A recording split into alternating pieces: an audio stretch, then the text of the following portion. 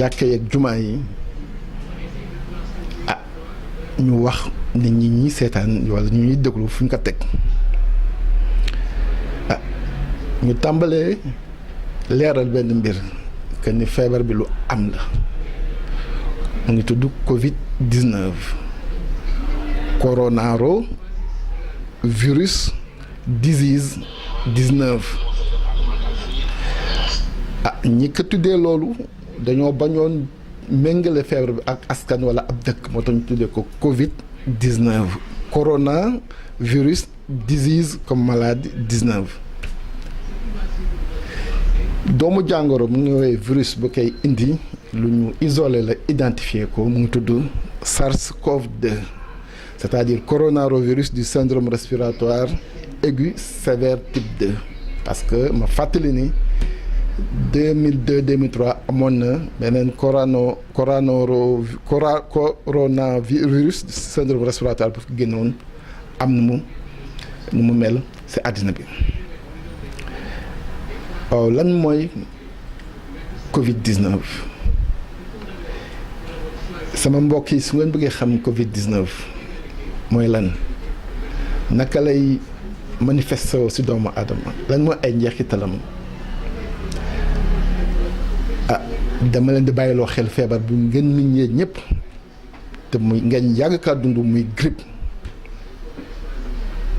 grippe ak coronavirus bi muy Covid-19 bi benn la wala lu leen wutalee lu néew lay doon si doomu jàngoro bi leen di indi parce que ñoom ñëpp ñaari virus yu leen di indi yëpp ñoo bokk benn famille génomique c'est des virus à ARN ñu leen di woowee des ribovirus ba ñu bokkee famille ba pare dañoo bëgg wëlbatiku doon ay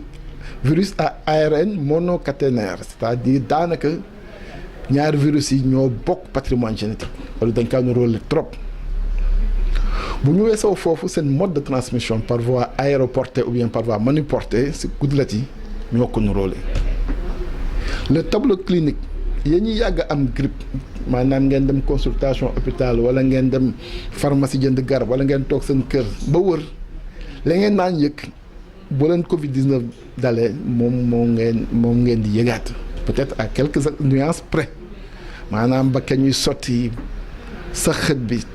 fièvre bi baat buy metti bi courbature yi douleur musculaire yëpp ñoo ko bokk te yemuñu foofu ñaari feebar yooyu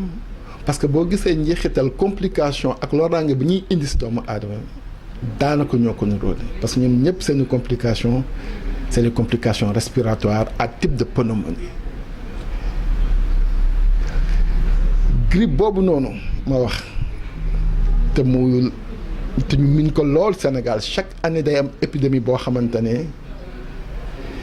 dina concerner ay Sénégalais yu bëri ay junni su ma bañee wax ay millions man de dem naa gëstu ko di xool ay statistiques yu ko concerner Sénégal en 2016 dugg naa ci statistique u ministère de la santé du Sénégal amul benn cas de décès bu ma ci gis bu grippe indi ci poste de santé wala ci centre de santé mais fàttali nit ñi grippe chaque année France dina concerner 2 millions à 7 millions de Français chaque année en France dina faagaagal daanaka 10 000 Français mais fàttali ni en 2014 amoon na benn pic de grippe bu amoon bu indi woon 18 300 morts en France mais lu am solo grippe boobu du n'importe qui lay faagaagal grippe bi day fekk ku nekk mag ab senior am juróom-benn fukk at ak li teg yooyu am feebar bu nekk ci moom muy feebar bu chronique muy diabète muy tension muy insuffisance rénale muy cancer muy luy wàññi système immunitaire doomu aadama mu dugg la faagaagal grippe boobu nag même si choix wu nit yi muy faagaagal daf kaa niroog Covid-19 ba ma ko gëstoo damaa dem xooli benn étude bu chinois yi def parce que Chine fa la mbir mi feeñee 11 février def nañu étude bu mag, une étude d'envergure qui a concerné 72 314 cas. Étude boobu lu mu wane dafa leer dafa ne jàngoro bi amul xàjj ak seen si góor ak jigéen benn dafa ne jàngoro bi looy gën di dem si at say at yu gën di kawe muy gën a faagaagal dafa wane ni 80% des personnes qui sont décédées du Covid-19 avaient plus de 60 ans. 30% des malades se situaient entre 60 et 80 ans. Nga dem France ñoom it ñu recensé au 10 mars seeni cas 3/4 des personnes qui sont décédées en France ont plus de 75 ans. Nga dem Italie boo demee sur 2003 morts yu ñu étudié l'âge moyen des décès c'était environ de 79,5 ans donc 80 ans. 5 victimes yu ñu am yu bokk ci tranche boobu dañu am ñu âge 31 ans 39 ans donc ñu mën a jàpp te muy lu leer lu ñu firndeel que ni Covid ci àddina ba fi ñu toll nii rayagul bébé rayagul adolescent benn xaleel bu atam nekk si diggante 10 ak 19 ans la rayagum ci àddina bi ñi ëpp ñëpp ils sont entre 70 ans te danañ fekk ñu feebar bu yàgg bu wàññi seen santé boo xoolee Afrique bi ñu concerné Afrique ba tey jii am na 600 cas dont 16 décès boo demee Égypte benn cas bu ma su jot a càmbar ab touriste allemand la 60 ans la am nga dem Algérie am nañu 6 cas 62 ans 51 ans 84 ans 51 ans 56 78 ans nga dem Maroc ñaari cas ñoo fa am de décès 75 ans 89 ans nga dem Soudan ñu ne ab cinquantenaire la ab préciser ñu at bi nga dem Burkina bi mujj xam ne mooy le premier cas de l'Afrique subsaharienne 62 ans la soxna si am te dafa amoon diabète léegi mu jaadu ñu taxawu laajte naam feebar bi am na naam complication bi lu wër la ñiy feebar yëpp ñi faatu ñëpp ci Covid-19 est-ce que Covid-19 moo leen rey directement est-ce que dañoo am complication seen feebar yu leen sonaloon depuis longtemps est-ce que ci statistiques ñuy joxe attention bu dugaluñu ci des morts liées à la grippe parce que actuellement ba léegi l'épidémie de grippe court partout dans le monde su ma synthétiser dañuy mën a jàpp benn que ni feebar bi lu am la feebar bi yéen ñi may déglu damay seetaan jàpp leen ni moo grippe luy grippe di def ci yéen moom lay def ci yéen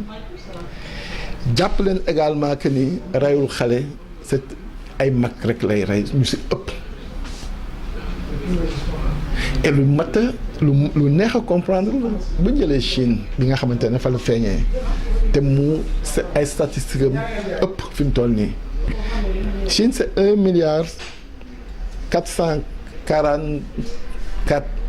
1,444,800,000 habitants en 2019.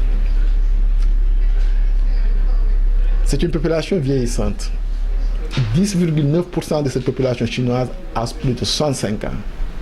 Def leen le ratio pour voir le nombre de personnes âgées en Chine nga corrélé ko ak le nombre de décès. Nga dem Europe actuellement le foyer s'est déplacé en Europe ça se comprend puisque c'est une maladie bu ma leen wal nii c'est intimement lié et intrinsèquement lié à l'âge et à l'état sanitaire des patients. L'Europe étant une population constituant une population essentiellement jeune, il est aisé de comprendre qu'aujourd'hui le foyer soit déplacé en Europe et je vais vous donner des explications. Boo jëlee dëkk bu mel ni Italie France ak Europe occidentale du nord yëpp l'âge médian actuellement à leur niveau c'est plus de 40 ans. Italie bi nga xam ne fi ñu toll mooy deuxième foyer maladie bi ak nombre de décès yi fa am l'âge médian en Italie c'est 47 ans léegi mu laaj nag léegi taxaw seetlu est-ce que ñun dëkk bu mel ni Sénégal bi nga xamante ne ay ndaw daanaka ñoo ko dëkkee est-ce que dañoo war a mën a am la même approche de riposte face à cette maladie que yeneen pays yi nga xamante ne seen âge moyen médian wu population bi c'est plus de 40 ans. Je précise que l'âge médian ici au Sénégal est estimé à 19 ans. Et que la population entre 65 et 70 ans,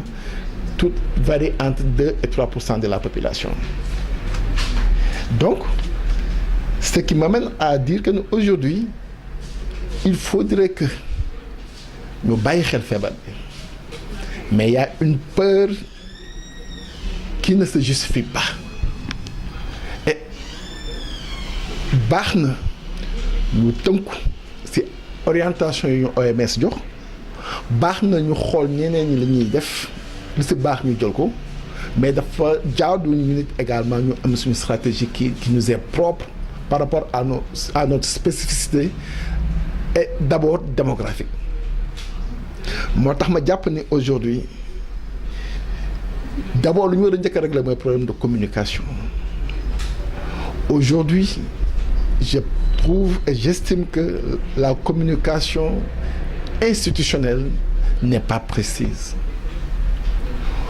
À l'heure actuelle, on nous parle de 36 cas. Mais dans quel état sont ces cas? Sont-ils dans un état grave? Ou bien les symptômes sont modérés? Ou il n'y a pas de symptômes? C'est à eux d'éclairer notre lanterne. Deuxièmement, il nous parle de deux guérisons. Attention également, là, il faut être précis.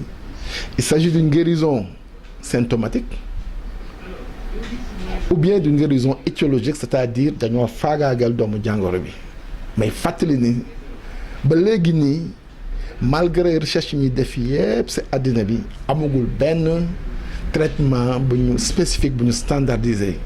Il y a des molécules dont le remdesivir, dont la chloroquine, entre autres, qui sont citées, mais jusque-là, les preuves cliniques ne sont pas encore éprouvées et établies. Bu ñu paree ci communication boobu en termes de précision, il faudrait qu'aujourd'hui, que toute notre approche de riposte tienne compte de la structure de notre démographie. Feebar bi encore une fois xam-xam yu génn yëpp ci feebar bi dañuy wane ni ñu mag seniors yi ñu am 60 ans et plus ou 70 ans amee ay feebar yi leen di gàllankoor ñoom lay dal moo war a tax suñu stratégie dañoo war a mën a dab insister ci sensibiliser képp ku am 60 ans maanaam jëm kaw ku retraité rek Sénégal nga ànd ak am maladie chronique muy diabète muy tension muy bu munti doon nga dem jigéen ji service de santé yi ñoom seen wàllu bopp sax am nañu liggéey bu ñu war a mën a def au niveau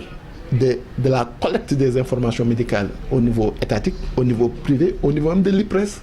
pour ñu xool jéem a càmbar yan malade yan cas yu mel noonu ñoo am ñu jéem a dem vers ñoom sensibiliser pour ñu faggu. Également képp koo xamante ni da nga di jeune nga am feebar bu nuru grippe toogal sa kër nga récupérer nga jël paracétamol aux doses indiquées nga lekk bu baax jël ay vitamines et également te supplémenter en magnésium. Et ça j'y insiste parce que le magnésium, son rôle dans le renforcement du système immunitaire est établi. Et tout le monde sait que la maladie virale est une maladie par essence qui est immunosuppressive. Bu ñu weesoo loolu également képp koo xamante ne am nga jafe-jafe noyyi wala nga am sëqët boo xam ne dafa indi encombrement dawal gaaw nga jege ji les services de santé.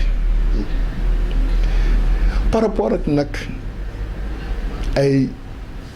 confinement ak affaire yooyu noonu moi j'estime que c'est des mesures extrêmes yoo xamante ne qui ne se justifient pas.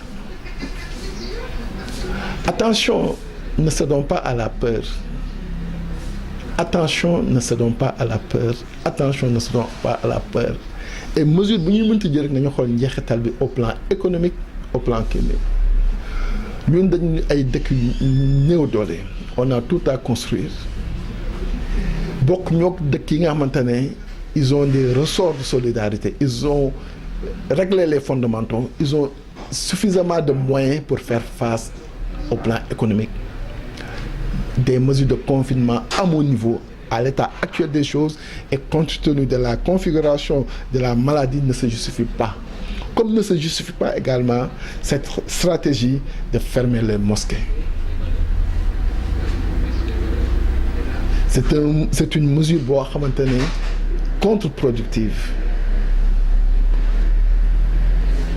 Aujourd'hui lu gënoon mooy sama xam-xam bu gàtt képp ku bëgg a dem jàkka ja te am 60 ans nga boole ci feebar bu ñu identifier mooy cancer wala diabète wala feebar bu munti doon maladie chronique wax dëgg yàlla war ngaa mën a toog parce que tu es une personne à risque. Képp koo xamante ne sentir nga sa yaram symptômes yu niroog symptôme grippe nga toog bañ kaa wàlle. Et puis également qu'on insiste sur des mesures préventives, port de masque, désinfection de raxasu, ainsi de suite, ainsi de suite. Donc